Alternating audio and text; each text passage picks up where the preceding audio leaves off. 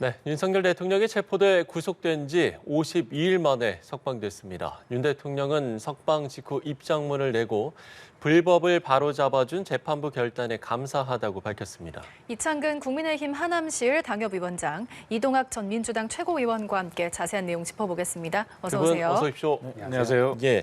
자, 말씀을 드린 대로 윤석열 대통령 구속된 지 52일 만에 석방이 됐습니다. 검찰이 석방 지휘를 할지를 두고 오늘 오후까지 쉽사리 결정을 내리지 못했었는데 결국 석방 결정이 나왔고요. 지금까지의 일련의 과정들 어떻게 보셨는지 두 분께 여쭙겠습니다. 먼저 어떻게 보셨는지요? 네, 나름 검찰이 심사숙고를 했고 절차를 거쳤다고 생각을 합니다. 네.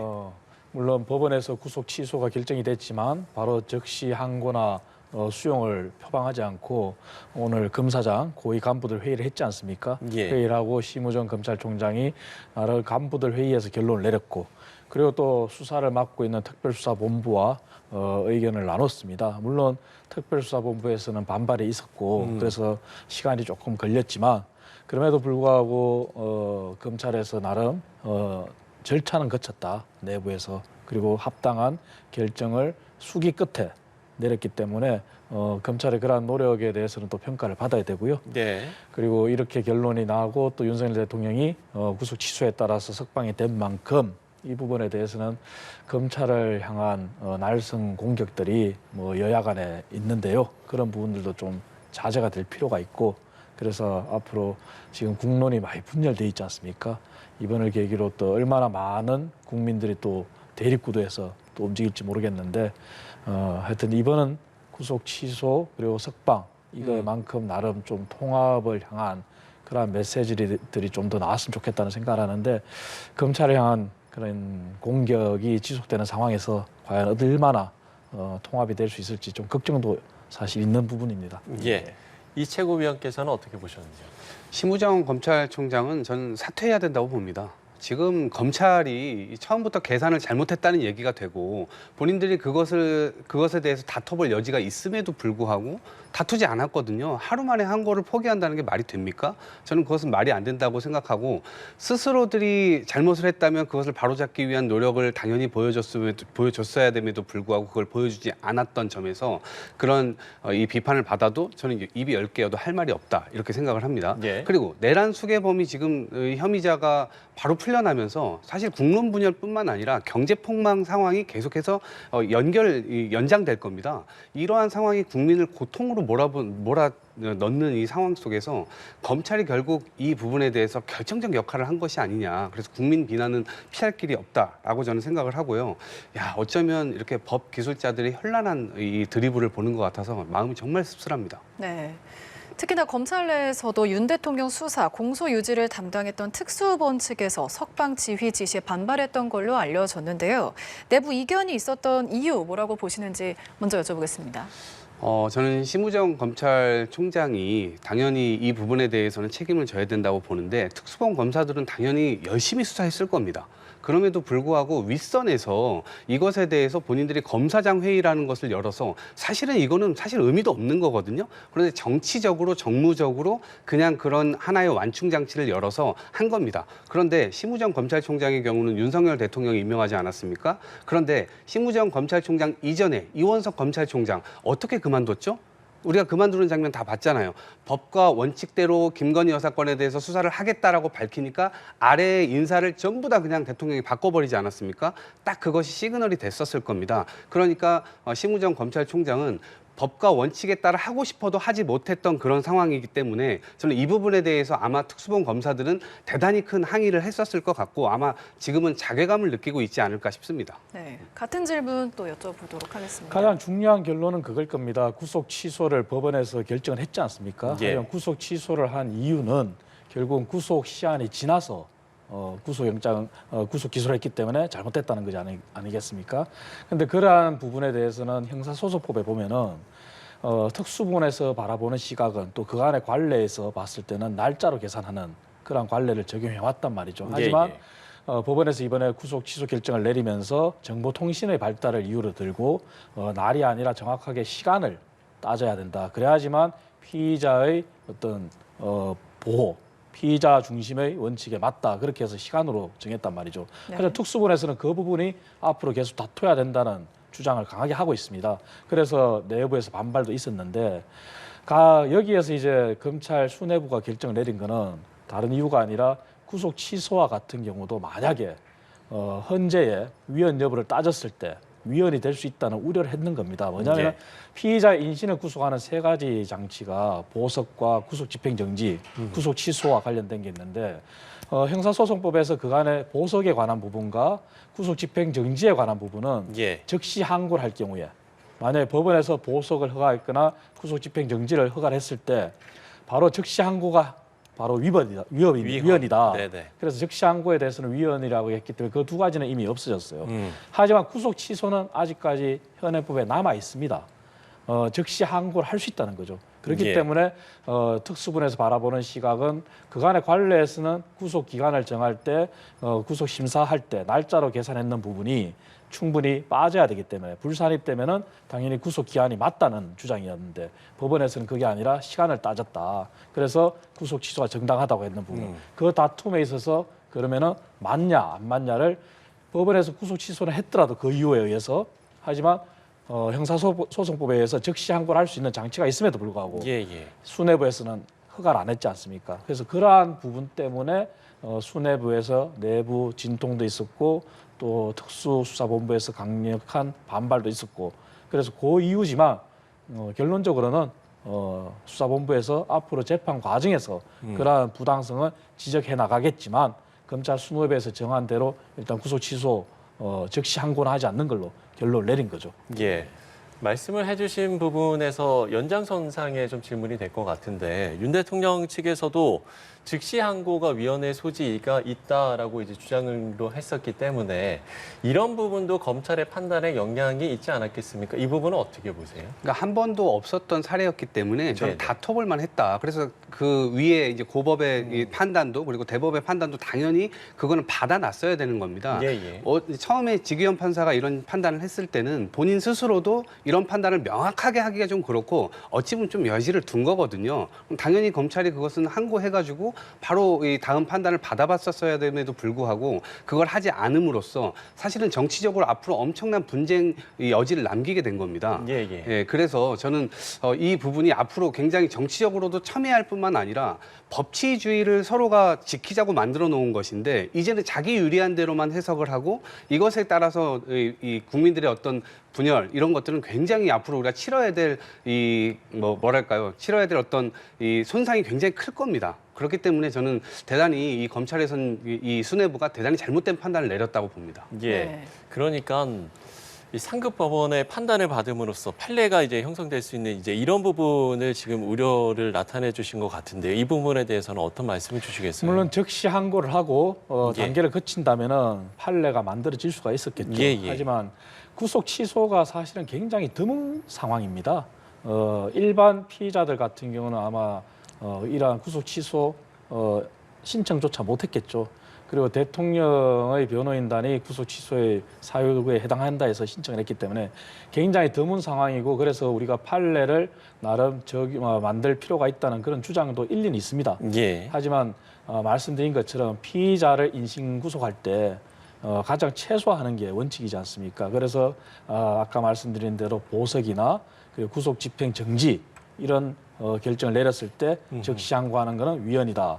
그러면 같은 시각에서 본다면은 물론 판례가 만들어지지 않았지만 예. 현재에서 위헌이라 판단했는 것은 구속 취소에서도 적용이 될 수 있다고 그렇게 검찰이 판단한 거죠. 물론 그것을 검찰이 앞서서 선제적으로 판단했다 이렇게 지적하는 것도 받아들일 수 있지만 지금 굉장히 국론이 분열되어 있고 복잡한 상황이지 않습니까? 예. 그래서 물론 판례를 만들기 위한 항고와 상고까지 갔으면 좋았을 부분도 있지만 이러한 혼란적인 상황에서는 과거의 두 사유, 보석과 구속 집행 정지에 대한 즉시 항고가 위헌이었기 때문에 구속 취소에 대한 항고도 위헌이 될 수 있다는 그런 검찰의 판단도 나름 존중을 받아야 된다고 생각합니다. 제가 조금 덧붙이면요. 네. 우리가 체포 과정에서 보지 않았습니까? 대통령은 헌법 수호 최후의 1인이란 말이에요. 국민 모두가 다 지키는 것이지만 대통령이 가장 먼저 지켜야 되고 가장 마지막까지 지켜야 되는 겁니다.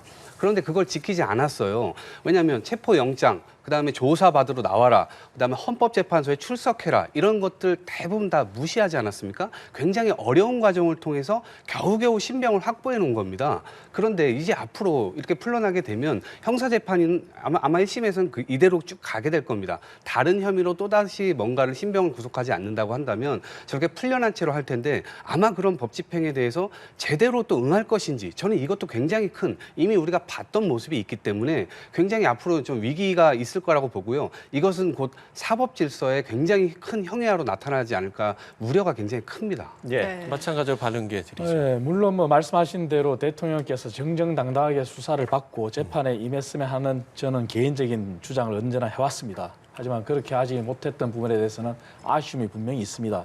하지만 피의자에 대한 불구속 수사나 불구속 기소, 그래서 재판을 불구속 상태에서 받는 것은 사실 이재명 대표와 비교했을 때 윤 대통령한테도 동일하게 적용돼야 됩니다. 왜냐하면은 이재명 대표 같은 경우도 우리가 아는 바처럼 선거법 위반이라든지 대장동 사건이라든지 수많은 범죄에 연루돼 있지 않습니까? 그리고 재판을 받고 있지 않습니까?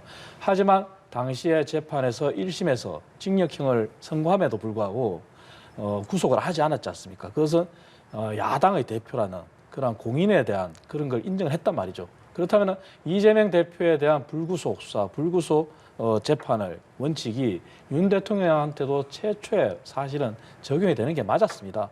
하지만 그게 적용이 되지 않고 구속영장을 청구하면서 구속영장이 발부됐고, 그래서 이러한 구속 취소까지 온 상황이라서 비단 윤 대통령한테 그런 다른 잣대를 들이댈 게 아니라 여야가 공이 이재명 대표한테 그러한 기준이 섰다면 윤 대통령도 당연히 피의자로서 방어권을 존중받는 그런 공정한 상황이 오는 게 합당한 거죠. 네.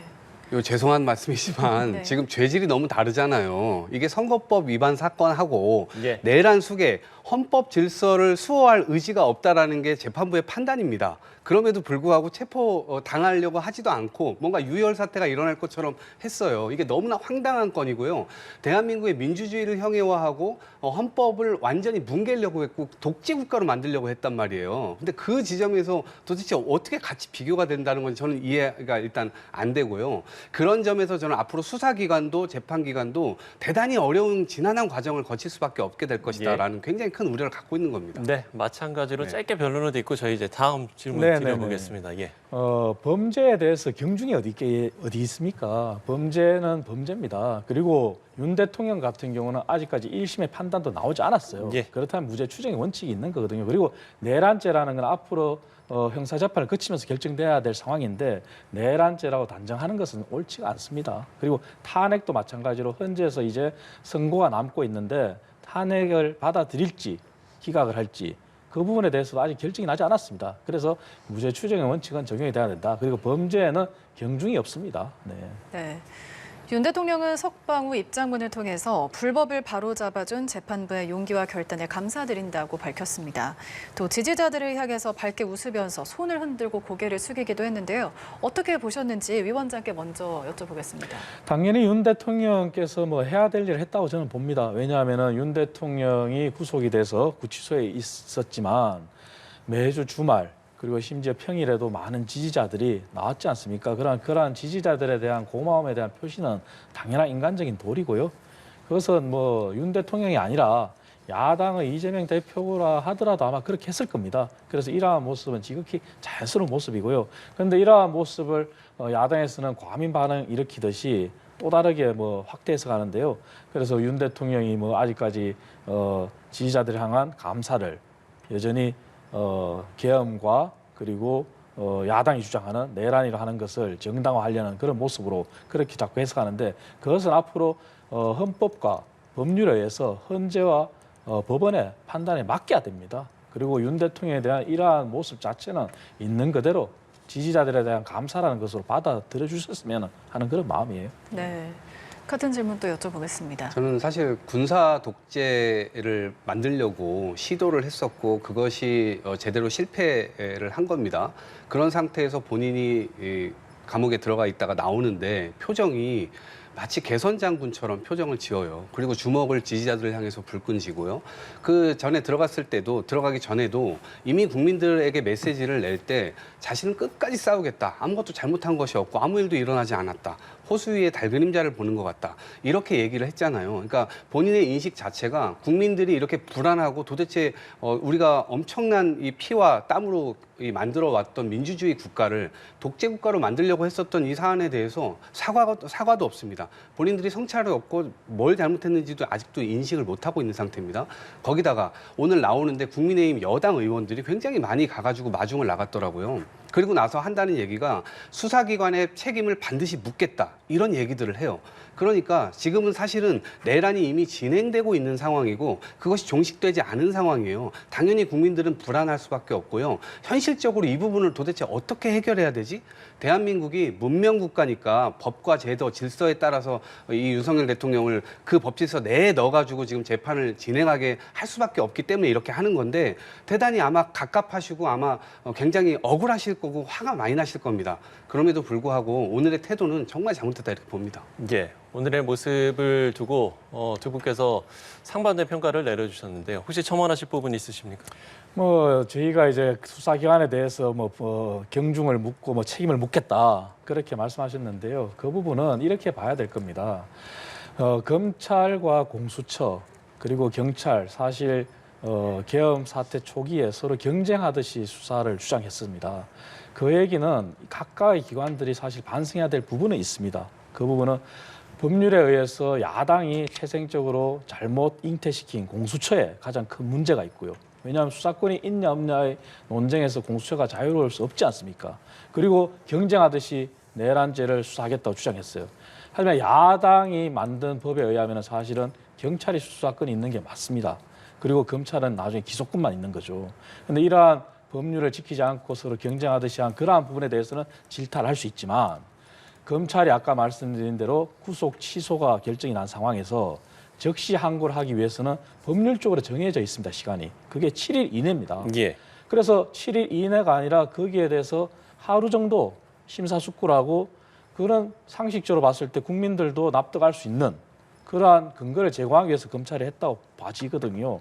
그렇다면 그러한 부분에 대해서 우리가 책임을 묻겠다 했는 부분은 저는 개인적으로 잘못됐다고 저는 생각합니다. 하지만 야당이 그 부분을 가지고 지적할 부분이 아니라 야당이 애초에 공수처를 잉태시킨 그 잘못 거기서부터 한번 야당도 되돌아봐야 됩니다. 자기 잘못을. 그래서 이번 기회를 토대로 정말 공수처가 앞으로 계속 유지되기를 원한다면 공수처법이 잘못 졸속으로 만들어졌다는 그런 부분에 대해서 다 우리가 손을 봐야 됩니다. 그래서 그러한 부분에 대해서 야당이 전향적으로 나와야지 여당 의원 개인의 발언에 대해서 그걸 꼬집고 그걸 문제 삼는 것은 야당으로서는 아마 무책임하고 공수처를 잉태시킨 그 책임에서 자유로울 수가 없을 겁니다. 예, 마찬가지로 첨언계 드립니다. 공수처라고 하는 것은 무소불위의 권력을 휘두르는 이 기소권을 가지고 하냐 안 하냐를 가지고 휘두르는 이 검찰을 견제하기 위해서 만들어진 겁니다. 검찰은 아무도 견제할 수가 없는 상황이잖아요.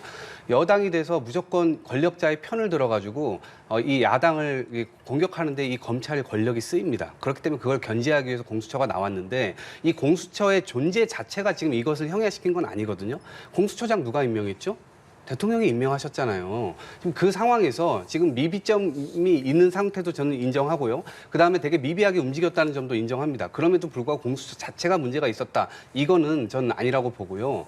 차제에 어찌됐건 내란죄에 관해서 수사권이 경찰에게 있었던 것은 분명한 사실입니다만 저는 검찰도 그렇고 공수처도 그렇고 결국 법원의 판단을 득해서 이거를 한 거 아니겠습니까?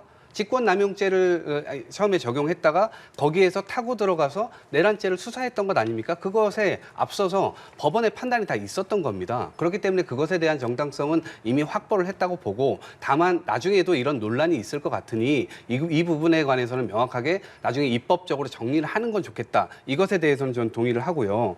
그리고 공수처뿐만 아니라요. 오늘 저는 대통령실에서 나왔던 메시지가 지금 이제 예. 밤에 나오는 메시지가 김치찌개 뭐 만들어 드셨다.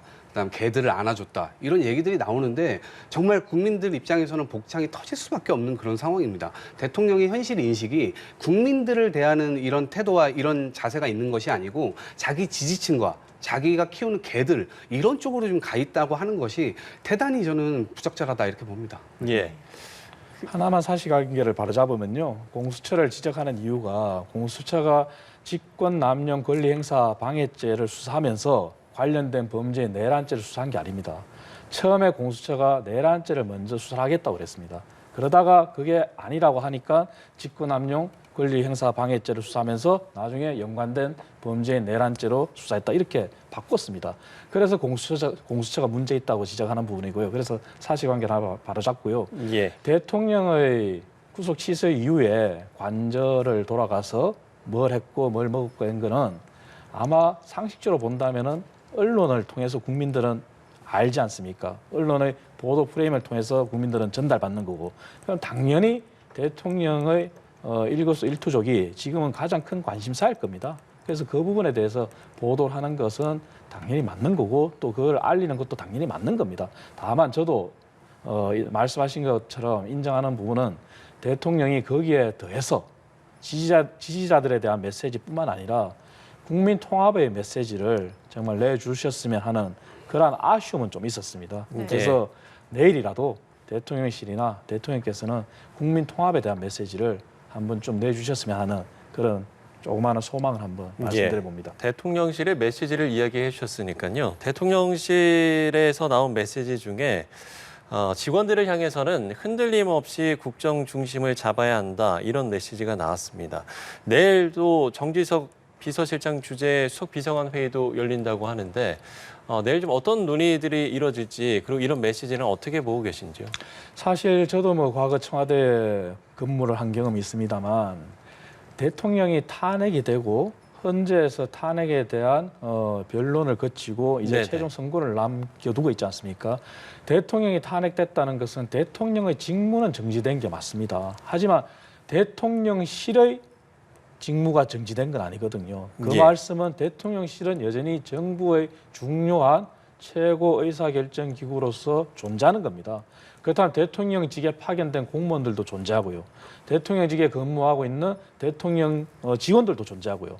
그런데 지금 대통령 탄핵 이후에 사실 우리 공직사회가 반성해야 될 부분인데요.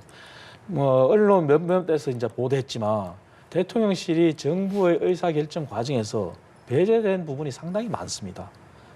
그거는 문제가 있는 거거든요. 물론 지금 최상목 대통령 권한대행이 경제부총리로서 권한대행을 겸하지만 대통령실이 존재하는 이상 중요한 의사결정기구는 대통령실하고 공유하고 함께 논의를 해야 되는 게 원칙입니다. 네. 왜냐하면 대통령의 탄핵에 대한 헌재의 판단이 인용이 될 수도 있고 기각이 될 수도 있는 거거든요.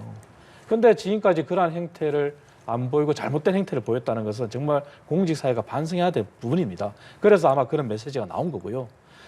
당연히 그 연장선상에서 정진석 실장이 수석 비서관 회의를 주재할 때 아마 그런 부분을 다 잡을 겁니다. 왜냐하면 대통령실이 존재하는데도 불구하고 허수아비처럼 배제된 상황에서 계속 업무가 수행된다면 이것은 나중에 행여라도 그 정책의 오류가 생겼을 때 누가 책임지겠습니까? 그렇기 때문에 그 부분은 당연히 해야 된다고 보고요. 그래서 내일 수석 비서관 회의를 주재하신다고 하니까 그런 공직기강이 비단 대통령실의 공직기관뿐만 아니라 네네. 대한민국 정부 전체의 공직기강으로 한번 되짚어볼 필요가 있습니다. 예. 대통령실이 직무 정지된 건 아니다. 이런 이제 말씀이신데요. 저는 지금 섭정을 하고 있다 보거든요. 대통령실도 그렇고 지금 뭐 허수아비라고 말씀하셨지만 사실은 허수아비 아닙니다. 진짜 뒤에서 다 움직이고 있어요. 지금도 여러 국가기관의 지금 알박기 인사가 진행이 되고 있고요. 저는 그게 최상목 경제부총리가 권한대행을 하고 있으니까 본인이 대통령의 인사권을 활용해서 하고 있다고 보지 않습니다. 경찰 인사부터 해서 각 이 부처 지금 이 임명을 다 하고 있는 상황인데 그것이 그 뒤에 지금 대통령실이 이미 움직이고 있다고 봅니다. 근데 대통령의 직무가 정지되어 있는데 그 대통령을 보좌하는 이 직무하는 사람들이 나와서 수석비서관 회의를 열고 그것을 뭔가 결정을 한다면 령이 바로 서겠습니까? 대통령이 대박 사건을 저질러서 지금 감옥에 가냐 마냐의 이 기로에 서 있는 상황에서 본인들이 어떤 메시지를 낸다라고 하는 것은 저는 한계가 있을 것이라고 보고요. 예. 다만 우려되는 건 저는 정치적인 또 지지층을 향해서 무언가 그런 잘못된 메시지를 또 전달하지 않을까. 그리고 아까 여당 의원들이 얘기했듯이 수사기관에 분명한 책임을 묻겠다라고 하는 것은 전 수사기관이든 법원이든 헌재든 압박하는 목소리 이런 것들이 계속해서 나오게 된다면 누구도 법을 지키지 않는 나라가 되는 겁니다. 저는 그 지점이 굉장히 우려스럽고 그런 지점에서 오히려 이런 수석비서관 회의 이런 건 안 여는 게 훨씬 더 이 국민들의 마음 정서상 훨씬 더 좋은 게 아닌가 싶습니다. 네, 이번엔 이주일 반론 기회 드려야 될 것 같습니다. 대통령실의 회의가 두 가지가 큰 중요한 회의가 있습니다. 하나는 대통령 주재의 수석비서관 회의고요. 또 하나는 비서실장 주재의 수석비서관 회의입니다. 아마 민주당도 국정을 운영해 보셨을 겁니다. 그래서 그 두 회의가 얼마나 중요한지 알 겁니다. 대통령이 주재하는 수석비서관 회의 외에 대통령 비서실장이 주재하는 수석비서관 회의에서도 중요한 의사결정이 이루어집니다. 왜냐하면 대통령실의 각 수석들은 정부 부처와 긴밀하게 연락하면서 정부 부처와 함께 업무를 견인해 나가는 겁니다. 하지만 한쪽이 배제된 상태에서 정부 부처가 장관의 일방 통행으로 진행한다? 그게 과연 제대로 된 국정 운영이겠습니까? 그래서 대통령이 탄핵에 대해서 직무가 정지됐지만 수석비서관 회의는 대통령이 있을 때도 대통령 비서실장 주재 수석비서관 회의가 있었던 만큼 대통령이 없는 상태라도 당연히 진행하는 것은 상식적인 겁니다. 그리고 이러한 것이 지극히 자연스럽게 이루어졌어야 되는데 대통령 탄핵 이후에 오히려 정부 부처, 우리가 흔히 얘기하는 늘공이라고 그러죠. 늘공무원. 그 공무원들이 오히려 대통령실을 무시하고 복지부동하고 일을 안 한다. 그러니까 그 피해는 고스란히 국민들한테 돌아가는 겁니다. 그래서 지금이라도 정상적으로 대통령실과 정부 부처가 기존에 해왔던 것처럼 유기적으로 움직여야지만 국민을 위한, 국가를 위한 제대로 된 정책 집행이 되겠죠. 예, 기존에 해왔던 것처럼 유기적으로 움직여야 한다. 이렇게 말씀을 해주셨습니다. 제 반론 들어보겠습니다. 그러니까 지금 만약에 정말 국민들을 그렇게 생각했다면 계엄 못하도록 막았어야죠. 비서실에서 뭐 했습니까? 지금 비서실은 지금 사실 계엄 이후에 조사 대상자들인데 조사도 안 받고 있는 상황이거든요. 지금 공백 상태로 남겨 있습니다. 최상목 권한대행이 대통령이 불러가지고 쪽지를 줬다고 하는데 그 쪽지를 대통령한테 받은 게 아니라 다른 누군가에게 받았다고 했어요. 그럼 대통령실 직원일 가능성이 굉장히 크죠. 대통령실 수사받았다는 얘기 들어보셨습니까? 아직도 좀 못 들었어요. 경호처 수사받았다는 얘기 들어보셨습니까? 아직도 못 들었습니다. 저는 이것이 지금 정상화되지 못하고 있는 그 근본적인 문제라고 보지 이것이 대통령실에서 뭔가 무슨 메시지를 낸다고 해서 경제가 잘 돌아간다거나 혹은 국민들이 안심한다거나 이런 일은 일어나지 않아요. 왜냐하면 잘못된 걸 바로 잡을 때 비로소 그때 다시 시작할 수가 있는 거거든요. 근데 저는 내란에 어찌 보면 제가 이런 말씀 죄송하지만 내란의 잔당이 계속해서 지금 움직이고 활개를 치고 있는 그런 모습에서 국민들은 당연히 불안해할 수밖에 없다. 그래서 대통령실은 뭔가 움직임이 있더라도 정말 조용히 움직이고 국민들이 불안해하지 않게끔 하는 것이 중요하지 드러내놓고 뭔가를 메시지를 또 내고 한다는 것이 좀 대단히 부적절하다 이렇게 봅니다. 네. 윤 대통령이 석방됐지만 직무정지 상태는 말씀해 주신 것처럼 여전합니다. 따라서 공식적으로 참모진이 업무 보고를 할 수는 없는데요. 그렇다면 탄핵 심판 선고 전까지 윤 대통령의 행보 어떻게 예상해 볼 수 있을지 최고위원께 먼저 질문 드리겠습니다. 네, 아직까지 윤 대통령이 이제 구속 취소되고 이제 관제 복귀한 지 하루가 채 지나지 않았습니다. 그래서 일단 휴식이 먼저라고 이렇게 발표가 됐는데요. 구속 상태하고 다르게 관제에 있는 상태에서는 누구나 만날 수가 있습니다. 그리고 대통령이 직무가 정지됐지만 어쨌든 무죄 추정의 원칙에 의해서 자연인입니다. 그리고 공식적인 보고는 못 받더라도 대통령의 행보는 자유롭게 할 수 있습니다.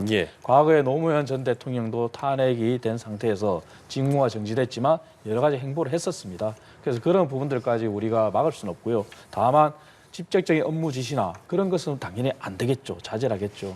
하지만 대통령이 여전히 대통령은 계엄이 정당했고 그리고 내란이 아니라는 인식을 가지고 있기 때문에 아마 본인은 여전히 강한 직무 복귀를 희망하고 있고 그렇게 될 거로 믿고 있을 겁니다. 그렇다면 아마 거기에 대한 준비로서 그간의 공백 기간이 거의 3개월 가까이 되지 않습니까? 계엄 이후에. 그래서 대통령이 그렇게 믿는 이상 아마 대통령은 직무 복귀를 위한 개인적인 스스로의 준비도 하지 않을까 그렇게 생각을 해보는데요.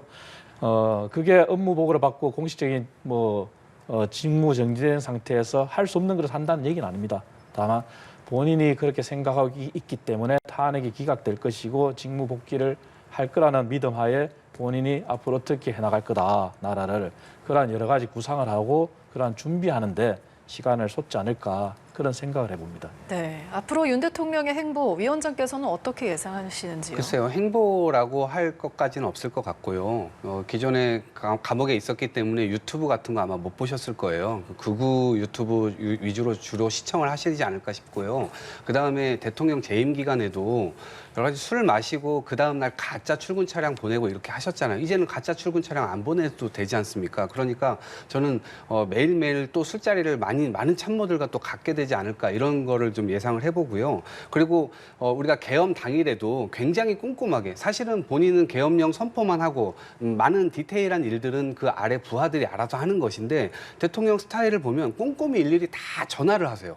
그러니까 저는 여러 가지 국정 현안에 관해서도 그렇고 당연히 그렇게 하면 안 되지만 지금 비화폰이나 이런 경호처 지금 압수수색 자체를 지금 못하고 있는 그런 상태에서 대통령이 여전히 사각지대에서 그러한 역할을 할 가능성이 굉장히 크다라고 보고요. 그런 측면에서 어찌됐건 경호처나 아니면 이 비화폰과 관련된 압수수색이 빠르게 일어나야 그 내란의 밤에 도대체 어떤 일들이 있었는가를 우리가 종합적 그림을 그려볼 수 있지 않을까 싶고요. 그렇게 돼야만 이 대통령의 행보나 이런 것들이 좀 위축되지 않을까 싶습니다. 예, 네. 발언 드리죠. 뭐 대통령께서 뭐 그렇게 또 진두지휘를 하고 그렇게는 할 수 없을 겁니다. 왜냐하면 정부 통신이 뭐 법원에서도 지적한 것처럼 얼마나 발달했습니까? 그리고 공무원들이 이미 한번 계엄이란 걸 겪었기 때문에 그렇게는 안 될 거고요. 다만 말씀드린 것처럼 대통령이 본인 스스로는 강한 직무 복귀를 희망하고 있기 때문에 본인은 그런 정도 준비를 할 것이고요. 그리고 대통령이 아마 생각이 많을 겁니다. 계엄하기 전과 그리고 또 탄핵되기 전과 예. 지금 현재 상황. 그래서 본인이 희망대로 만약 직무에 복귀한다면 과거와 같은 그러한 정치적인 행보나 정책적인 행보 변화를 줘야 되지 않겠습니까? 그래서 본인이 구치소에 있으면서도 대통령께서 많은 생각을 했다고 한 것처럼 직무를 복귀한 뒤에는 어떻게 하면은 본인이 생각하는 그런 과거의 정책적인 오류나 여러 가지 부분들을 되짚어보고 앞으로 어떻게 변화를 주고 본인이 어떻게 해나가겠다. 그러한 구상을 하는데 시간을 쏟아도 모자랄 판에 네. 말씀하신 것처럼 그렇게 또 다른 불안감을 주는 그러한 뭐 행위, 그러한 불법 지시 그런 거는 불가능할 거로 생각합니다. 예. 그럼 탄핵 재판과는 별개로 형사 재판에는 윤 대통령이 어떻게 좀 대응을 하겠습니까? 늘 똑같은 말씀을 이제 윤 대통령 변호인단이 했어요. 네. 형사재판보다 탄핵이 우선이다. 그랬죠. 그래서 탄핵 심판에 집중한다. 그래서 형사재판에서도 사실은 윤 대통령이 출석을 했지만 별다른 입장도 표명하지 않고 구속 취소에 치중했지 않습니까? 그리고 아마 탄핵 선고가 우리가 예상하는 것처럼 돌아오는 주에 아마 있을 거라는 게 누구나 다 예측을 하고 있지 않습니까? 그래서 그 시간이 지난 다음에는 당연히 탄핵이 기각이 되든 인용이 되든 네네. 형사재판이 어찌됐건 내란죄로 기소가 됐기 때문에 재판은 계속 받아야 될 겁니다. 하지만 탄핵이 마무리된 다음에는 재판을 피할 방법은 없을 거예요. 그리고 제가 말씀드렸던 것처럼 대통령이 더 정정당당하게 임하는 것이 오히려 국민들이나 국가를 향해서 믿음을 주고 불안에 떨지 않게 하는 그런 모습일 거기 때문에 탄핵 이후에는 아마 응할 수밖에 없을 것이고 예. 당연히 적극적으로 응하리라고 봅니다. 그러면 예. 탄핵 심판, 그 탄핵 변론 때에도 거의 이제 모든 변론에 출석을 했던 것처럼 네. 이후에 있을 형사 재판에서도 같은 모습을 볼 수 있을 것 같다. 이런 그렇죠. 왜냐하면 형사재판은 본인 피의자가 출석하는 게 사실 원칙입니다. 네. 그렇기 때문에 또 다른 범죄도 아니고 내란죄를 가지고 다투지 않습니까? 대통령이 지금까지 주장한 대로 계엄도 정당한 통칭의 일환이었고 계엄은 정당했다고 주장하지 않습니까? 그러면 당연히 내란은 성립 안 한다고 주장하는 거지 않겠습니까? 그럼 당연히 더 적극적으로 재판장에 나가서 본인이 당시의 상황을 가장 정확히 알고 있다고 말씀했기 때문에 더 적극적으로 피력할 걸로 그렇게 보고 있습니다. 예. 네. 적극적으로 대응할 것이다. 이렇게 전망을 해주셨는데요. 근데 수많은 거짓말을 이미 국민들께서 많이 보셨잖아요. 이미 빠져나갈 구멍은 저는 없다고 봅니다. 그리고 탄핵 심판은 좀 빠르게 이루어질 수 있다고 보여지고요. 그 이후에 어쨌든 뭐 그 형사 재판이 이루어질 텐데 네. 저는 형사재판 과정에서도 끊임없이 재판장에 나가서 얘기하는 것보다는 국민을 상대로, 지지층을 상대로 한 여론전을 훨씬 더 많이 펼치게 될 것이다 이렇게 봅니다. 그런데 저는 그 지점에서는 국민의힘이 훨씬 더 아마 골머리를 썩을 거라고 봅니다. 왜냐하면 어쨌든 앞으로 선거도 있게 되고 이 형사 재판이 진행되는 과정에서 이게 길어지게 되면 내년 지방선거 아마 그 이후까지도 계속 진행이 될 겁니다. 그 과정에서 윤석열 대통령과 빠르게 이것을 손절을 해야 될 텐데 그 손절을 할 수 없도록 그런 환경이 아마 조성이 될 겁니다. 그런 점에서 국민의힘의 입지는 굉장히 좁아질 수가 있고 그 과정에서 또 배신을 했니 안 했니 이런 이상한 쪽으로 이 내용이 흐를 것이기 때문에 사실은 이 지점에서는 민주당이 중심을 잘 잡고 이 국정에 대해서 비록 야당이지만 그럼에도 불구하고 중심을 잘 잡고 국민들에게 믿음을 주면서 안정감을 좀 잘 만들어가는 게 굉장히 중요하다 이렇게 봅니다. 네. 윤 대통령 석방 소식에 여야 입장이 극명하게 엇갈렸습니다. 국민의힘은 구속 취소와 석방은 너무나도 당연한 결정이라며 환영의 입장을 냈죠. 그러면서 헌재 역시 사건을 원점에서 재검토해야 한다 이런 입장을 냈는데 어떻게 생각하시는지? 구속 취소와 관련해서 당에서 이제 공식 대변인 논평이 많이 나갔는데요. 대변인이 여러 명이다 보니까 대변인 논평도 조금씩 결이 다른 건 사실입니다. 네네. 하지만 원내 대변인인 김대식 의원의 마지막 논평을 보면은 헌법과 법률에 의해서 공정한 재판을 기대한다. 그게 마지막입니다. 그래서 저희가 원점에서 재검토하라. 그거는 공식적인 입장으로 저는 보지 않고 있습니다. 예. 다만 이번 법원에서 구속 취소를 한 것처럼 정말 공정하게 헌법과 법률에 따라서 공정하게 해달라는 게 공식적인 입장으로 저는 표명하고 싶고요. 그 부분 아마 그걸 겁니다. 헌재에서 가장 논란이 되는 부분이 검찰 조서의 증거 채택이지 않습니까? 그 부분이 가장 큰 논란이고 왜냐하면 그 부분은 바로 윤 대통령을 탄핵할 수 있는 근거, 증거와 직결되기 때문에 그 부분 가지고 다투고 있는데 사실 그 부분은 여전히 다툼의 여지가 있습니다. 있고 헌재에서 아마 시간을 그렇기 때문에 더 숙고할 수도 있습니다. 왜냐하면 구속 취소도 지금 된 마당에 그래서 헌재가 지금까지 한 행태는 검찰 조서의 증거 채택이 과거 박근혜 전 대통령 때 했기 때문에 지금도 무방하다고 주장하지만 그 이후에 법이 바뀌었습니다. 법이 바뀌었기 때문에 아마 거기에 대한 심사숙고, 거기에 대한 공정한 정말 한 번에 더 판단을 하라는 저희의 강한 주장인 거고 아마 헌재도 거기에 따라서 이번 법원의 판단을 계기로 심사숙고하지 않을까. 또 헌재가 그 주장을 계속 이어가려면은 나름의 법리적인 논쟁을 거쳐서 법리적으로 굉장히 보강을 해야 될 겁니다. 네. 헌재의 사건 원점 재검토 최고위원께서는 어떻게 생각하시나요? 그러니까 어제까지 국민의힘이 이 사법 이 기관에 대한 폭동 이런 거를 막 선동을 했잖아요. 그런데 오늘 갑자기 존중한다는 얘기를 했어요. 앞으로도 계속 존중해야 된다고 봅니다. 어떤 결과가 나오든지 간에. 그리고 탄핵 심판은 이번에 구속 취소 이 결과와는 전혀 완전히 별개입니다. 예. 이 영향을 줄 수가 없어요. 형사재판의 지연은 좀 될 수 있을지 몰라도 탄핵 심판에는 전혀 관련이 없다. 그리고 이게 이 구속 기간에 대해서 문제가 있었던 것이기 때문에 탄핵 심판은 처음부터 끝까지 얘기를 하지만 5가지입니다. 하나는 뭐냐면 계엄령이 적법 절차에 걸쳐서 했냐. 그리고 요건을 제대로 갖췄냐. 이 문제고요. 두 번째는 국회 침탈, 선관위 침탈. 그리고 이 포고령을 내렸을 때 그것이 계엄령의 내용이 적정했느냐. 그리고 이 요인들에 대한 체포, 지시 이거 명확하게 있었느냐. 이 5가지입니다. 네. 이 5가지에 위배되면 탄핵 심판은 분명히 되는 겁니다. 그런데 이것이 구속, 이 취소 이것이 됐다고 해서 이 탄핵 심판에 영향을 미치는 건 전혀 아니다라는 말씀 드립니다. 예.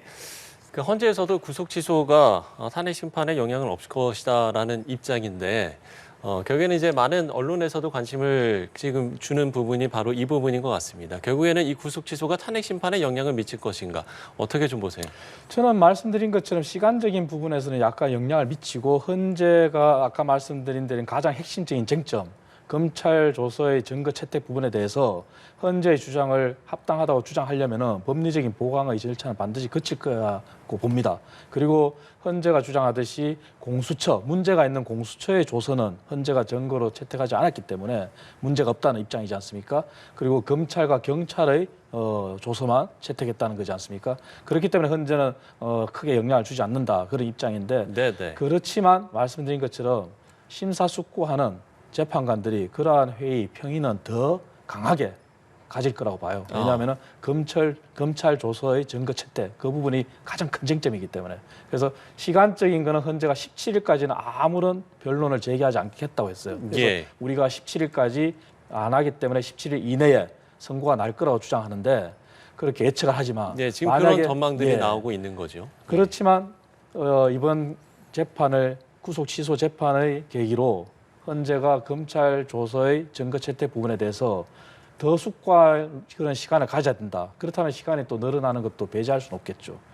말씀드린 대로 공수처에 의한 영향은 없지만 검찰 조서 증거 채택 부분에 관한 숙고의 시간을 더 가진다면 지금 헌재가 표명한 17일이 더 늦어질 수는 있을 겁니다. 예, 그러니까 선고 시점에는 영향을 미칠 것이다. 그렇습니다. 이렇게 보시는 네. 거죠. 예, 어떻게 선고 보세요? 시점에도 영향을 미치지 못할 겁니다. 왜냐하면 그렇습니까? 전혀 예. 관계가 두 분의 의견이 없는 전혀 완전 다른 상황이고요. 다음 주 정도에는 평의가 열릴 겁니다. 그러면은 아마 평이 열리고 난 뒤에 3일 뒤에 보통의 이 선고를 하기 때문에 저는 다음 주 정도에는 선고까지 나오지 않을까 기대를 해봅니다. 네. 그래서 왜냐하면 헌법재판소가 이 선고를 뒤로 늦추면 늦출수록 국가적 혼란이 계속해서 가속화될 수밖에 없습니다. 특히나 오늘 대통령이 풀려남으로 인해서 더 많은 시민들이 아주 분개를 하고 있는 상황입니다. 도대체 왜 내란의 수괴를 한 사람이 처음부터 포승줄에 묵혀가지고 당연히 잡혀가는 그런 모습들을 다 상상했을 텐데 끝까지 버티는 모습을 보였습니다. 특히나 경호처를 활용해가지고 마치 유혈 충돌이 있을 것처럼 오히려 사법기관을 협박을 했다고요. 그런 상태이다 보니 저는 이 기간이 길어지면 길어질수록 국가적인 어떤 이 문제가 더 커질 것이다. 그렇기 때문에 헌법재판소에서는 이 판단을 하루라도 빨리 이뤄줘야 된다. 그리고 지금 이번에 이 판단에서 민주당이 우리 민주당이 원하는 반하는 재판 결과, 이 법원의 판단이 나왔지 않습니까? 저희들은 비난과 비판을 하지만 그거를 수긍하지 않을 도리는 없습니다. 왜냐하면 법치주의이기 때문에 그렇습니다. 국민의힘도 헌법재판소에서 어떤 판결이 나오든지 간에 그것에 대해서 당연히 수긍하고 이 법치주의 유지를 위해서 그리고 어찌됐건 저희가 같은 선거법 이내에서 국민들에게 더 매력적인 정당이 어디냐라고 놓고 지금 싸우고 있는 거 아닙니까? 그러면 적어도 그 질서만큼은 합의했던 것만큼은 지켜주시라 이 말씀을 드립니다. 예, 네. 선고 시점이 늦춰질수록 국가적 혼란은 커질 것이다. 이제 이렇게 이야기를 해주셨는데요. 이 부분은 동의를 하시는지요? 뭐 이미 지금 국가적인 혼란이 사실은 정치권에서 만든 게 강합니다. 왜냐하면 국민들이 양극단으로 분열된 것도 정치권에서 유도한 측면도 없지 않아 있습니다. 헌재가 시간을 더 가진다고 해서 국가적인 혼란이 더 가중된다? 물론 시간이 늦어짐으로써 거리로 나오는 시민들이 계속 지속적으로 나온다면 보이지 않는 사회적 비용은 늘어나겠죠. 그렇지만 헌재의 판결을 누구나 다 수긍할 수 있도록 하기 위해서는 더 합당한 논의와 더 합당한 증거, 더 합당한 논거가 있어야 된다고 생각합니다. 그래서 그러한 데 필요한 시간은 당연히 필요하고요. 당연히 들어야 되고요. 하지만 민주당이 헌재나 법원을 압박하지 않았다. 또 이렇게는 말 못할 겁니다. 물론 저희 국민의힘도 그러한 부분에 대해서는 반성해야 될 부분도 있습니다. 그래서 제가 드리는 말씀은 늘 이 말씀을 드렸습니다. 민주당이나 국민의힘이나 개인적인 사견이지만 헌법과 법률에 의해서 대한민국이 움직인다면 헌법재판소와 법원의 판단에 맡기면 됩니다. 그리고 우리가 여야정 국정협의체를 출범시켰지 않습니까? 그리고 추경이 급하다고 얘기하지 않습니까? 그렇다면 민주당 정치권 인사들이, 민주당 국회의원들이 먼저 거리로 뛰쳐나가서 할 게 아니라 오히려 거대 야당답게, 거대 야당이라면 형으로서의 모습도 있습니다. 그러면 오히려 야당이 먼저 나서서 여야정 합의체로 우리가 모두 몰두하자, 법원과 헌법재판소에 맡기자, 이런 모습을 보인다면 국민의힘이 동의 안 할 도리가 있겠습니까? 하지만 지금 그렇지 않지 않습니까? 이재명 대표 어떻습니까? 경제가 중요하다고 하면서 경제행보를 연일하면서 매번 말이 바뀌지 않습니까? 성장을 주장하다가 갑자기 다시 기본 사회로 돌아갑니다.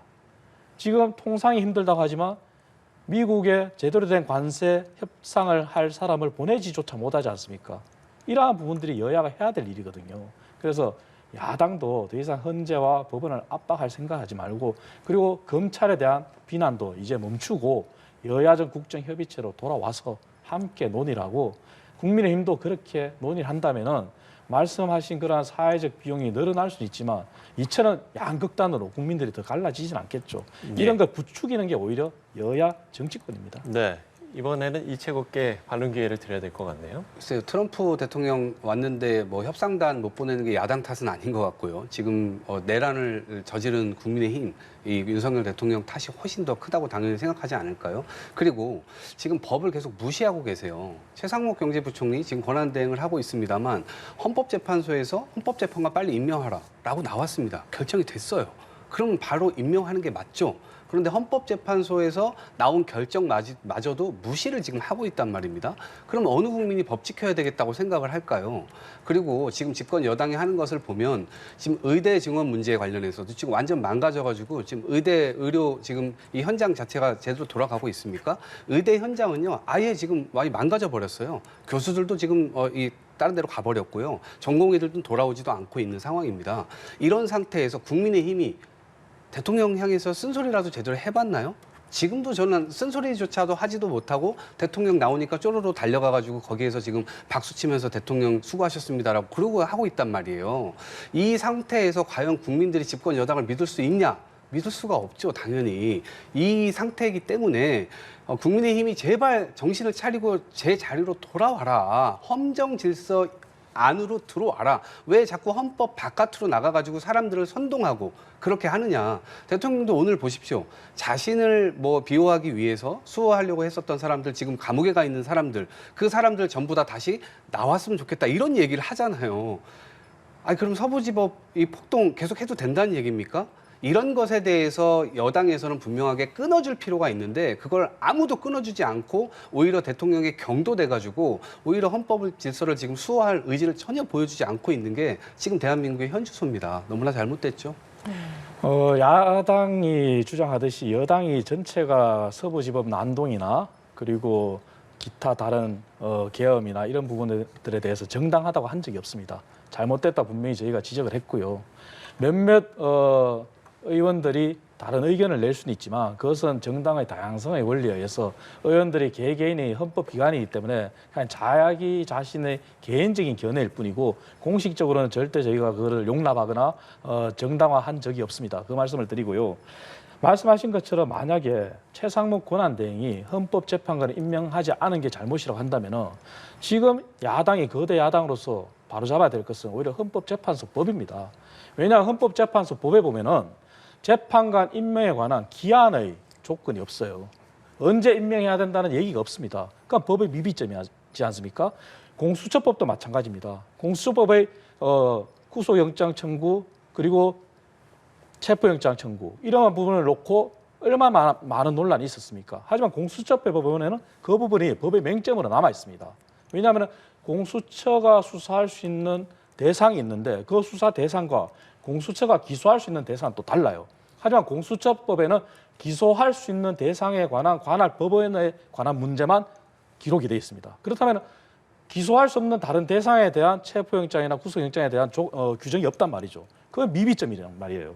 그리고 형사소송법, 오늘 구속 취소의 사유가 된 날짜가 아닌 시간으로 계산해야 된다는 거예요. 예. 하지만 형사소송법에는 구속기관에서 불사립하는 게 날로 돼 있습니다. 날로. 예, 그렇죠. 그러한 용어가 잘못된 거라면 그러한 법을 바꾸는 게 야당이 할 일이죠. 그래서 여당을 탓할 게 아니라 야당이 거대 야당답게 최상목 권한대행 하나만 보더라도 왜 임명 안 하냐? 그럴 게 아니라 그렇다면 빨리 그 법이 문제가 있다. 예. 그 법을 바꾸자 이렇게 나와야죠. 아니 이제 법을 만들어도 거부권으로 일관하고 지금 예. 최상목 대행도 계속해서 거부권 행사하지 않습니까? 헌법 바깥으로 나가서 그 말을 하는 게 국민의힘의 다양성입니까? 그건 아니죠. 징계를 하든가 명확하게 그건 끊어줘야 될 일이죠. 그리고 최상목 경제부총리가 권한대행을 하면서도 3명 중에 2명을 임명할 권한이 있습니까? 1명을 임명하지 않을 권한이 있습니까? 무슨 근거로 그 사람을 임명하지 않고 있는 거죠? 아무런 근거가 없어요. 도대체 뭘 가지고 이 선별을 했는지도 모르겠고요. 그거는 나중에 분명하게 저는 직무 유기죄든 아니면 직권 남용죄든 어찌됐건 나중에 최상목 경제부총리가 반드시 이것에 대해서 책임을 져야 될 것이다라고 얘기합니다. 짧게만 말씀드리면요. 예, 알겠습니다. 거부권과 관련해 가지고는 저희가 거부권 행사한 법은 정말 문제가 있는 법들에 대한 거부권을 행사한 겁니다. 단적인 예로 노랑봉투법. 그게 단적인 예입니다. 그래서 모든 법을 거부권 행사한 게 아닙니다. 예. 예, 알겠습니다. 예. 네, 여기에 국민의힘은 또 검찰 특수본 불법 감금 책임을 물을 거다 이렇게 말했는데 이에 대해서 어떻게 생각하시는지도 좀 여쭤보겠습니다. 네, 말씀드린 것처럼 이 발언을 한 부분은 개인적인 그러한 발언이라고 저는 생각합니다. 이것이 정치적인 발언은 될 수 있지만 검찰을 향해서 사법적인 책임을 물을 수는 없습니다. 왜냐하면은 구속 취소에 관한 즉시 항고 규정이 형사소송법에 명확히 규정이 되어 있습니다. 7일이죠. 예, 네. 그렇기 때문에 하루를 거쳤다고 해서 그거를 책임을 묻겠다? 그건 정치적인 발언이고 개인적인 발언일 뿐이지 이 부분을 가지고 국민의힘이 예를 들어서 공식적으로 법적인 책임을 묻겠다? 그것은 성립하지 않는 겁니다. 그래서 네. 그렇게까지 확대 해석할 건 아니고요. 다만 정치적인 발언은 당연히 할 수가 있겠죠. 예. 정치적인 발언이었다. 어떻게 보시는지 또 여쭤보겠습니다. 그러니까 집권 여당이 이 법의 질서를 명확하게 지키려고 했었던 특수본은 오히려 용기를 갖고 잘 조사를 한 거예요. 그리고 그들이 조사했던 내용과 실제 증인들이 나와서 했던 내용들이 크게 다르지 않습니다. 그렇기 때문에 저는 이번에 내란죄 관련돼서도 형사재판에서 굉장히 검찰이 어떤 역할을 했던 것에 대해서는 인정을 합니다. 다만 이 특수본에 대해서 지금 압력을 집어넣고 있는 이 부분에 대해서는 분명히 그 후과가 국민의힘에게 전 돌아갈 것이라고 생각합니다. 집권 여당일 때 검찰을 활용해가지고 야당 대표를 끊임없이 괴롭히지 않았습니까? 그것이 어떤 근거나 이런 걸 가지고 지금 100여 차례 넘게 300여 차례 넘게 압수수색을 당하고 100여 차례 넘게 재판과 조사 쫓아다니고 있습니다. 정치를요 이렇게 해서는 안 되죠. 완전히 사법살인을 하려고 했었던 거 아닙니까? 그리고 계엄령을 통해서요 체포하려고 했어요. 백령도 어딘가에다가 완전히 이 고기밥을 만들어 버리려고 했단 말입니다. 이게요 상상해서도 가능한 일입니까? 이렇게 해서는 안 되죠. 그렇기 때문에 저는 이 검찰 역시도 이 내란 과정에서 어떠한 역할이 있었는지 당연히 조사가 필요하지만 그럼에도 불구하고 이 특수본의 행동 이것에 대해서는 분명하게 다른 관점에서 역사적인 평가가 받을 날이 있을 거라고 봅니다. 예. 자, 민주당 입장에 대해서도 짚어보면 민주당은 검찰이 대한민국과 국민을 위기로 빠뜨렸다 이런 입장을 밝혔습니다. 이제 어제 구속 취소 결정이 나자 탄핵 선고 때까지 비상대기를 이어간다 이런 이제 방침을 어제 이제 밝히기도 했었는데 이런 야권의 메시지와 움직임은 어떻게 좀 보세요? 이러한 부분들이 야당이 여당을 비판할 그러한 논리가 없다는 겁니다. 이렇게 야당이 이런 모습을 보이면서 어떻게 국민의힘을 비판할 수 있겠습니까? 야당이 해야 될 일은 이렇게 검찰, 헌재, 그리고 법원을 압박할 게 아니라요. 야당이 거대 야당으로서 민생에 국한해서 여야정 협의체에 복귀하는 게 우선입니다. 하지만 예. 지금 야당의 모습은 민생을 내팽개치고 있는 겁니다. 비상대기라는 것도 뭡니까? 오로지 대통령의 탄핵을 시키기 위해서, 탄핵이 인용되게 하기 위해서 정치적인 압력을 가진 것 수단 가리지 않고 다 하겠다는 거 아니겠습니까? 말씀드린 대로 헌재에 맡기고 야당은 민생으로 돌아와야 됩니다. 그리고 검찰 이미 야당이 여당 시절에 검찰의 힘을 다 뺐습니다. 그리고 기형적인 공수처도 만들었습니다. 그리고 거대한 경찰을 만들었습니다. 하지만 이제 와서 본인들의 입맛에 맞지 않는다고 해서 또다시 검찰을 비난합니다. 이 맞지 않죠. 아까 이동학 위원께서 말씀하신 것처럼 특수본이 정말 열심히 했다면 야당도 특수본에 대해서 박수를 보내야죠. 그런데 오히려 자기들 뜻대로 되지 않았다고 검찰을 또 비난합니다. 그래서 야당은 정말 국민의힘을 비난하려면 야당이 스스로 바뀌어야 됩니다. 그러한 자격을 못 갖추고 여당을 비난한다면 어느 국민이 동의하겠습니까? 그래서 야당도 더 이상 이러한 정치적인 압력 행사를 멈추고 민생으로 제발 돌아오시길 바랍니다. 예. 네. 민생으로 돌아가야 된다. 여야정 협의체 복원 이야기해 주셨어요. 제가 아까 말씀드린 대로 최상목 이 권한 대행이 법을 지키지 않고 있습니다. 거기서 무슨 법을 논의합니까? 그래서 야당이 얘기했던 것은 여야 원내가 얘기하자. 그러니까 국회의장과 같이 껴가지고 지금 대화를 하고 있습니다. 예. 그런 지점에서 굳이 여야정을 할 필요가 이제 없는 거예요. 왜냐하면 최상목 경제부총리가 스스로가 어떤 헌법 질서의 수호자가 되겠다 이런 의지가 나와야 될 게 아닙니까? 그런데 자기가 권한 없는 행동들을 한단 말입니다. 그리고 저희가 볼 때는 실질적인 권한을 갖고 있는 것으로 보이지도 않습니다.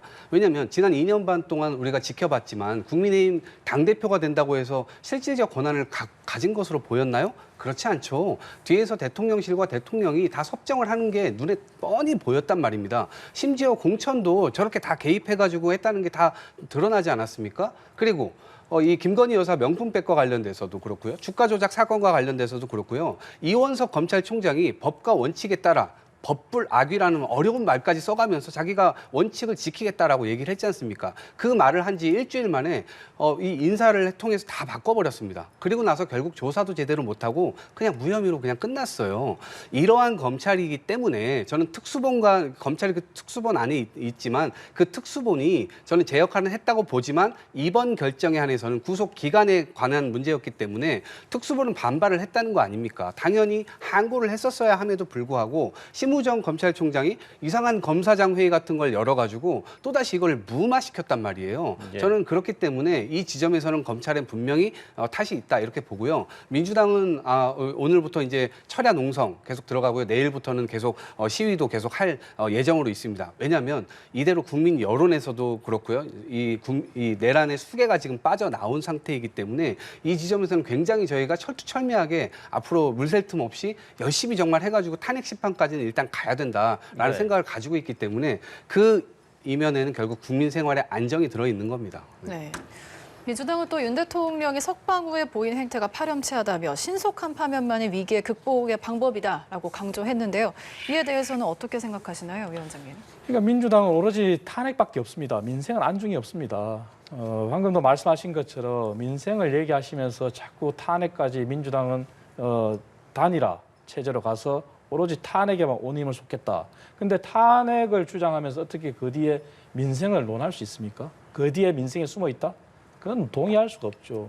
모든 게 대통령 탄핵에 민주당은 다 올인하고 있는 겁니다. 하지만 대통령 탄핵은 헌재의 몫입니다. 헌재의 시간이고요. 그래서 헌재에서 헌법재판관들이 정말 심사숙고해서 평의를 거쳐서 공정하고 정당하게 합당한 판결을 내리도록 우리는 기다리면 됩니다. 사회적 비용 말씀하시면서 국민 혼란 말씀하시면서 민주당이 탄핵에 올인한다면은 그러면 오히려 사회적 비용을 더 부추기는 거죠. 국민들 더 거리로 나오라는 얘기 아니겠습니까? 민주당 의원들이 국회 철야 농성하고 민주당 의원들이 거리로 나오면은 그 지지자들이 또 그 민주당 의원들이 동원하는 자기 지역구 국민들 얼마나 많은 사람들이 또 거리로 나오겠습니까? 이 모든 게 사회적 비용입니다. 보이지 않는 비용. 그래서 대통령 탄핵은 민주당이 시키는 게 아닙니다. 탄핵은 헌법재판관들의 몫이고 헌재의 몫입니다. 그래서 민주당이 이런 메시지 내놓을 시간에 지금 예. 우리가 해야 될 일은 트럼프 대통령의 관세 전쟁에 대해서 여야가 어떻게 대응할지 그리고 경제를 살리기 위해서 추경을 하자면서요. 그럼 추경 규모를 얼마나 할지 거시 경제에 미치는 영향을 최소화시키면서 어느 정도 규모로 할지 그 부분을 논해야죠. 추경하자고 했는데 벌써 아직까지도 결정도 못했습니다. 그래서 민주당은 탄핵만이 대한민국을 살리는 능사가 아닙니다. 탄핵은 민주당이 하는 게 아니라 헌재가 결정할 일입니다. 네. 탄핵은 헌재의 권한이다. 어떻게 들으셨나요? 지금 말씀하시는 게 민주당이 여당 같아 보여요. 지금 국민의힘의 책임이나 이런 것들은 쏙 빠져 있죠. 우리가 지난 몇 주간을 한번 보세요. 윤석열 대통령 잡혀 들어가고 난 다음에 지금 최근에 이 몇 주 동안 경제가 굉장히 큰 화두였습니다. 윤석열 대통령이 무대에서 잠깐 사라졌을 뿐인데 그 순간 바로 국민연금 개혁 어떻게 할래? 추경 어떻게 할래? 국민 민생 어떻게 할래? 트럼프 당선됐는데 그것에 관해서 우리가 이 관세 전쟁 어떻게 대처할 거야? 이런 얘기가 화두였습니다. 그런데 윤석열 대통령 오늘 또 나왔단 말이에요. 앞으로 또 윤석열 대통령이 말을 한마디 한마디 할 때마다 그것이 또 대서특필 될 겁니다. 그러면 또 그게 국민들의 어떤 논쟁 속에서 지금 유의미하게 그 결과가 나오면 국민들에게 좋은 도움이 될 만한 그런 논쟁이었는데 이제는 그 논쟁이 아니라 또다시 내란 수괴범을 잡아 넣냐 마냐 어떻게 해야 되냐 이걸로 또 논쟁이 갈 겁니다. 거기에다가 윤석열 대통령이 민생에 대한 메시지를 던질 가능성 전 거의 없다고 봅니다. 지지층을 향해서 계속해서 나를 지켜줘서 고맙다. 법치주의를 지켜야 된다라고 하면서 어불성설적인 그런 상황을 계속해서 만들 거예요. 그게 굉장히 혼란스러울 겁니다. 그런 지점에서 저희가 헌재 파면이 빠르게 나와야만 다음 단계, 역사의 다음 페이지로 넘어갈 수 있다라고 하는 것을 강조드리는 것이고요. 헌법재판소 역시도 전 이 부분에 대해서 헌법재판관들 한 분 한 분이 다 알고 있다고 봅니다. 그렇기 때문에 빠르게 헌법재판소에서도 결론을 내려주시지 않을까 기대를 해봅니다. 네. 또 윤 대통령 석방의 조기 대선 가능성을 염두에 둔 여야 잠룡들의 움직임에 영향을 주게 될지도 궁금한데요. 어떻게 보시나요? 영향을 주게 될까요? 아마 야당은 영향을 안 받을 겁니다. 왜냐하면 이미 이재명 대표는 대권 행보를 시작을 했죠. 어떻게 시작을 했냐? 경제 행보를 합니다. 경제 대통령 이미지를 주기 위해서 하는지 모르겠지만 하지만 그것이 얼마나 위선적이고 거짓인지를 보여주고 있습니다. 여야가 머리를 맞대서 개혁하고자 하는 국민연금 개혁도 하는 듯 하면서 빠져버렸습니다. 모수개혁과 구조개혁이 있는데 모수개혁을 먼저 하자 그래도 구조개혁을 들고 나오면서 함께 논의하자 그래도 대안을 내놓지 않고 있습니다. 그리고 추경 35조 주장하고 있습니다. 하지만 35조가 대한민국 전체 재정의 약 5%에 해당됩니다.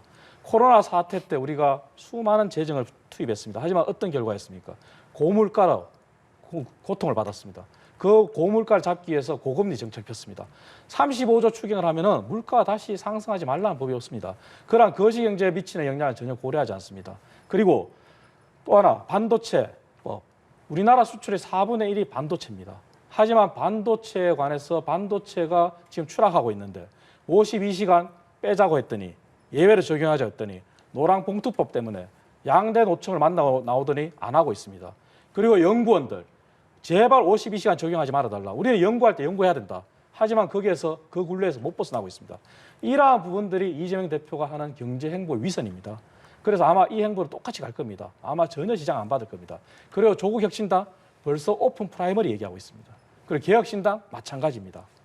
하지만 국민의힘은 몇몇 대선 주자로 거론되는 사람들은 강하게 대선에 공식적으로 선언했지만 오세훈 시장 같은 분도 있습니다.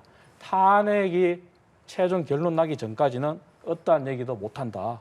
그 이후에 하는 것이 도리다. 그래서 이러한 모습만 보더라도 누가 대권 경쟁에 몰입하고 누가 나라를 혼란스럽게 하고 누가 더 탄핵을 기정사실화하고 국민들한테 혼란과 정말 갈등을 주는지 아마 자명하게 볼 수 있을 겁니다. 네. 여야 잠룡들의 움직임, 대권 경쟁 어떻게 생각하시나요? 저는 우선 이재명 대표의 경우도 그렇고 이제 민주당의 입장은 일단 탄핵이 먼저 빠르게 끝나야 된다라는 입장입니다. 근데 윤석열 대통령이 나와서 또다시 여론을 굉장히 지저분하게 만들 것이기 때문에 그것에 대한 대응은 아마 해나갈 겁니다. 머리가 아픈 건 국민의힘입니다. 왜냐하면 지금 홍준표 시장을 비롯해서 지금 김문수 장관을 빼고 나머지 후보, 지금 말씀하신 오세훈 후보부터 한동훈 대표까지, 한동훈 대표 지금 책 내고 북콘서트 하고 다닙니다. 이건 대선을 전제로 한 행동이거든요. 그리고 오세훈 후보 역시, 오세훈 서울시장님 역시 지금 책 난다는 얘기가 나와요. 그러니까 책 제목까지 지금 나오지 않습니까? 한동훈 대표가 책 내고 책 5만 권 팔았다 막 이러니까 본인도 이제 마음이 지금 달아 있는 겁니다. 그렇기 때문에 저는 지금 국민의힘 이 후보들이 오히려 지금 스텝이 많이 꼬였어요. 그래서 지금 완전 꽈배기가 된 상태입니다. 본인들이 어느 쪽으로 가야 될지에 대해서 지금 길을 잃었어요. 대통령까지 지금 나왔기 때문에 앞으로 대통령을 지키자 혹은 대통령과 손절하자. 이 두 가지 길 중에 하나를 선택을 해야 되는데 아직까지도 선택을 못한 게 보입니다. 앞으로 이제 나왔기 때문에 더 손절하기가 어려워지겠죠. 그렇기 때문에 그러면 중도층에 있는 국민 보편적인 어떤 정서를 담당하는 분들에게는 어필하기가 굉장히 어려워질 겁니다. 근데 그 역할을 지금 비대위원회를 하고 있는 당 지도부가 해줘야 되는데 당 지도부는 이미 대통령 품 안으로 다 들어가 버렸단 말이에요. 그 역할을 해줄 사람이 지금 아무도 없어요. 그렇기 때문에 국민의힘 후보들로서는 굉장히 난감한 상황이겠다라는 생각입니다. 네. 정치권에서는 공수처 또 검찰 책임론이 흘러나오고 있습니다. 결정문을 보면요. 법원은 구속기간을 넘겨서 기소가 이뤄졌다고 봤습니다. 그래서 윤 대통령 측이 주장하는 공수처의 내란죄 수사 권한 문제, 신병 인치 절차 문제도 언급이 있었는데 책임론이 더 거세질지 먼저 여쭤볼게요. 일단 공수처는 너무 많은 실수를 저질렀습니다. 이번 재판, 그 조사하는 과정에서 물론 법의 미비점도 저는 있었다고 봅니다. 그렇지만 오동훈 공수처장의 여러 가지 결정 이런 것들에 대해서 굉장히 정치적으로 혼란스러움을 많이 가중시켰습니다. 처음에 이 내란죄를 수사할 수 있었던 그 권한이 있었던 건 경찰입니다. 그래서 경찰이 수사에 착수했는데 이틀 뒤에 검찰이 뛰어들었습니다. 그리고 난 다음에 공수처가 또 고민을 하다가 공수처도 뛰어들었어요. 그래서 신병 확보를 도대체 어디서 할 거냐 이러다가 핑퐁을 하다가 결국 이 검찰로 마지막엔 넘긴 거 아니겠습니까? 그런데 그 과정에서 체포도 제대로 못하지 않았습니까? 그래서 국민적인 어떤 실망도 있을 테고 그렇지만 그 저간에서는 이것이 뭐 민주당이 만들었기 때문에 공수처 자체의 태동부터가 문제다라고 보는 것에는 전 동의하지 않습니다. 아까 말씀드린 대로 검찰을 견제할 수 있는 기구로서의 역할, 미비점이 있다면 그것은 보완을 해야 될 것이고요. 그리고 윤석열 대통령이 공수처장을 계속해서 수개월째 임명을 안 하다가 오동훈 이 공수처장을 겨우 막바지에 임명을 했던 것이고요.